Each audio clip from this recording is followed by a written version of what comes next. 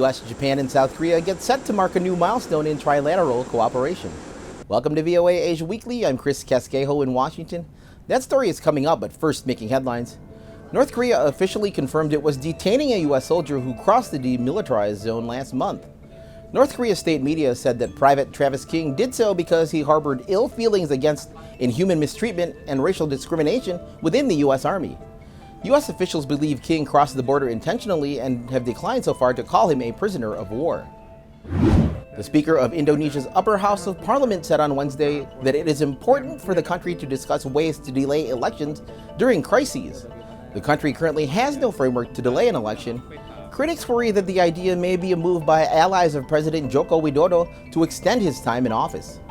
His second and final term ends next year. A throng of supporters and protesters greeted Taiwan's Vice President William Lai in San Francisco Wednesday.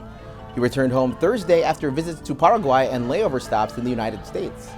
Speaking Tuesday in Paraguay, where he attended the new president's inauguration, Lai said any Chinese military action in response to his stopovers in the U.S. would be an attempt by Beijing to interfere in the self-ruled island's elections next year. China's foreign ministry spokesperson said that China's economic recovery will be a bumpy and tortuous process, but that Western critics would be proven wrong.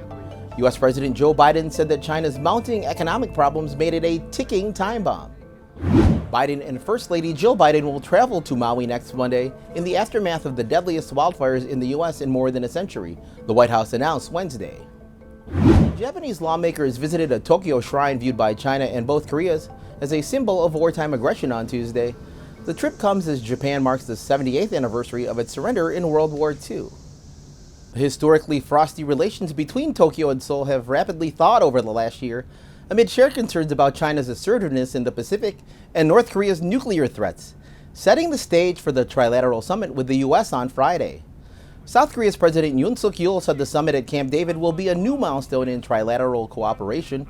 Yoon attended the 78th Liberation Day anniversary in Seoul on Tuesday. Yoon says the three-way cooperation with the U.S. and Japan for sharing intelligence and North Korea missile data is crucial for defending against North Korea's nuclear and missile threats. VOA spoke with Ambassador Joseph Detrani, a former U.S. Special Envoy for negotiations with North Korea. I think that's the front and center piece where South Korea and Japan and the United States are committed to a strong allied position on deterring North Korea from doing something of a provocative nature that could lead to accidental conflict. Ambassador James Jeffrey, former Deputy National Security Advisor, on the message the three countries are sending to China and Russia. The very fact they're holding this meeting will send shivers down the spines of President Xi and President Putin. This is exactly what they don't want. It will also make them think twice about taking new aggressive actions, which is exactly what we want. Senior U.S. officials said the leaders of the three countries will launch a series of joint initiatives on technology, education, and defense. Japan plans to spend more than $315 billion in the next 4 years on its defense program due to China's increased aggression. The ban on military equipment exports, lifted in 2014, has limited international sales for many Japanese defense companies. More than 100 Japanese companies have left the defense sector over the past 20 years. The Japanese defense companies, the self-defense forces, are the only buyer. So it's not so easy for those companies to make profits by making weapons. And because of that, several, particularly smaller companies, are now going away from those defense industries.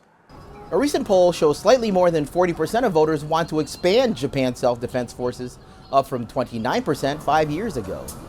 Visit voanews.com for the most up-to-date stories. Thanks for watching VOA Asia Weekly. I'm Chris Casquejo. We leave you now in Canada, where Korean-American Jessica Pegula on Sunday became the first American woman to win the Canadian Open women's tennis tournament in 10 years. Comme fois le champion 2023 2023 champion Jessica Pegula.